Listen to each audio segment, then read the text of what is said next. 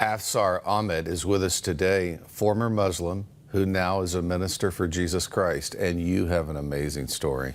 Thank you. Thank you for having me. Now, I read the whole thing and it just kind of really captivated me, but tell us about the steps and how difficult it was with your own family along the way. Well, I was born and bred in England. My mother is an English Christian. My father is from Pakistan. He's a Muslim. When they got married, my father forced my mother to become a Muslim. But in response to this, she prayed that one of her sons would become a Christian. So I always start my testimony there because I really believe that God answered that prayer, you see. Whilst growing up, my father always made sure he took us out of primary school, especially at Easter time and Christmas time, because he didn't want us to hear the messages connected with these events, you see. In secondary school, I made a cross in metal workshop, painted it silver, kept it in my handkerchief. If you would ask me why I did this, I have no idea why I did it. And then the other recollection I have of Christianity was that they gave us, the school gave us a small little New Testament, a Gideon New Testament. I didn't read it, but I just simply carved a cross on the front of it, and I kept it in my bedroom. Now, a couple of years later, that became an issue because my parents wanted to emigrate to Canada, and my father was going through my things to see what I could take with me, and he came across this little Bible, you see, and he became very angry, and I saw fear in his eyes, and I wondered why. So he asked me where I got this little New Testament, and I said, well, they gave it to us at school, and he told me to throw it away.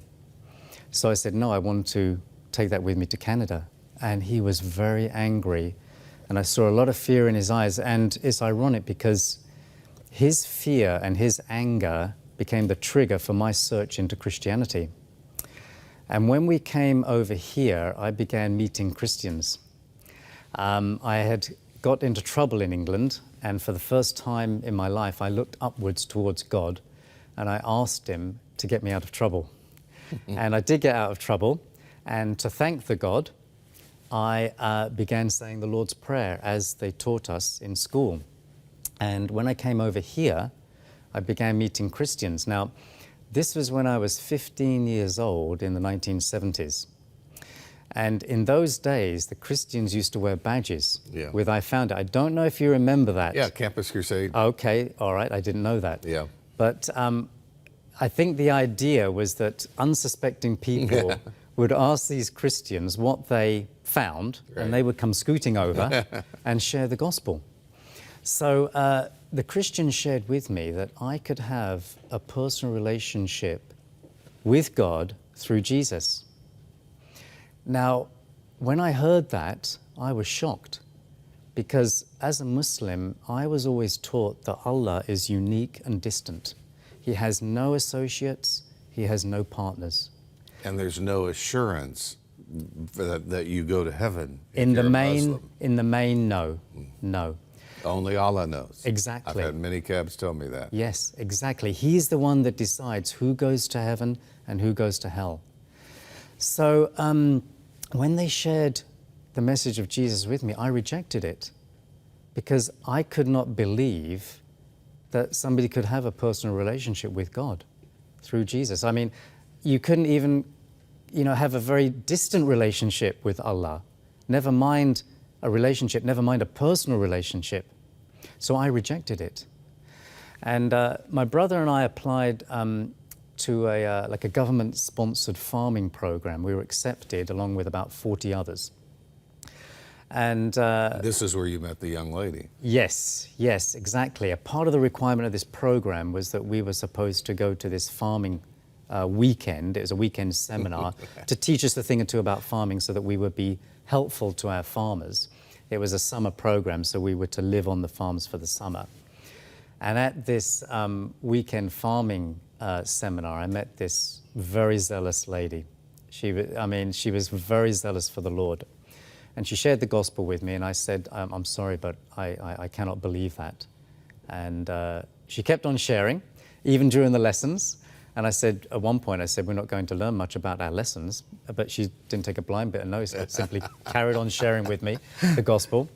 So it got to a point where she said, all right, she said, I'm going to prove to you that my God is a real God. Now, I don't say that, and I would have to say I was intrigued by what she said. So I said to her, I said, how are you going to do this? And she said, well, I'm going to demonstrate for you an answered prayer based on my personal relationship with God. So I said, what prayer?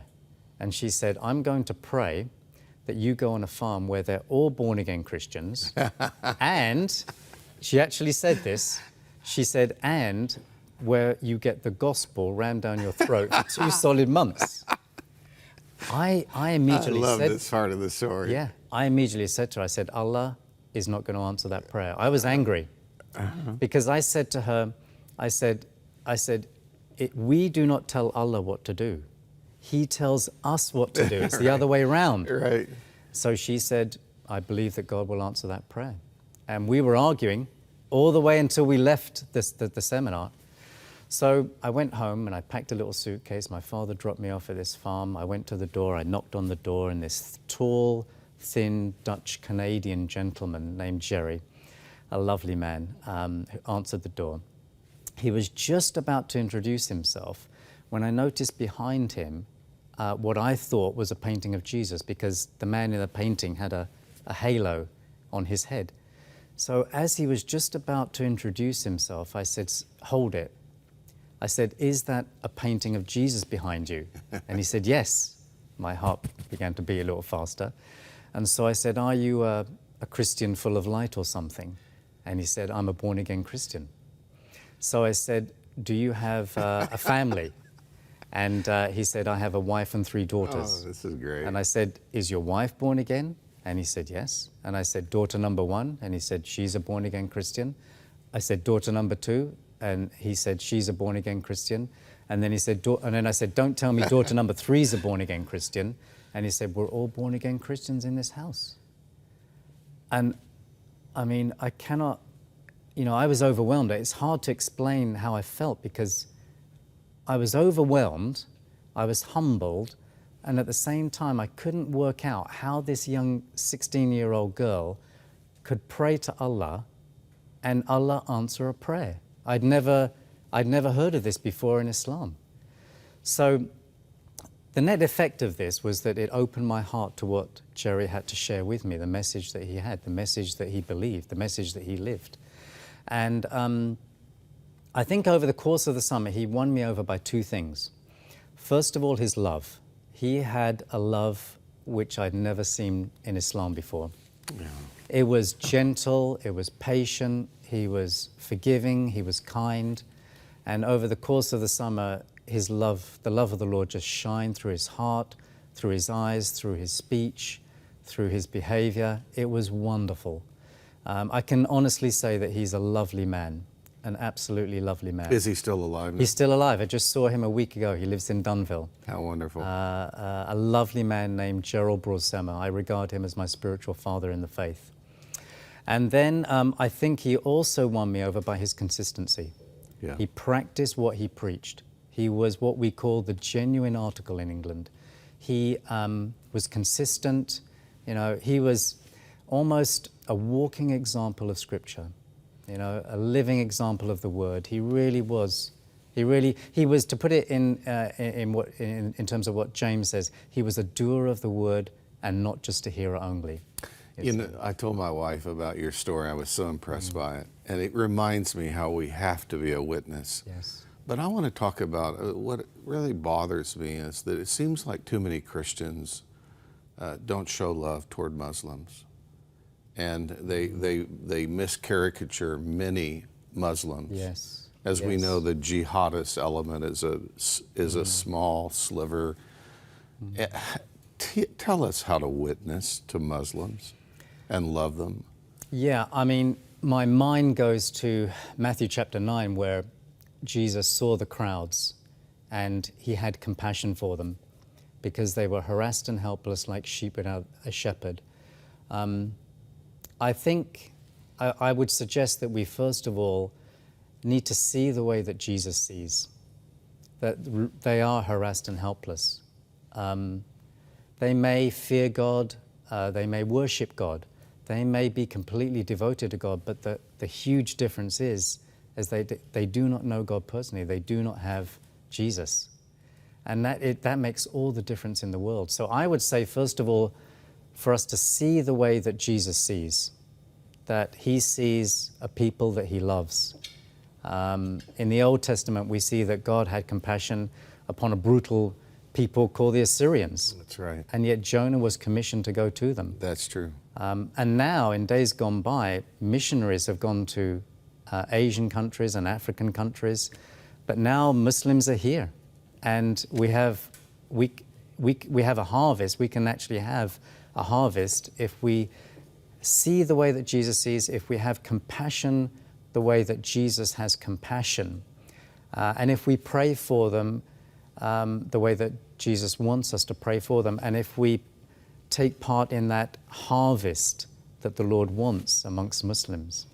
Well, we only have a minute left. Your dad, where is he now? He lives in the United States. And how about your family? Have any of them come? No.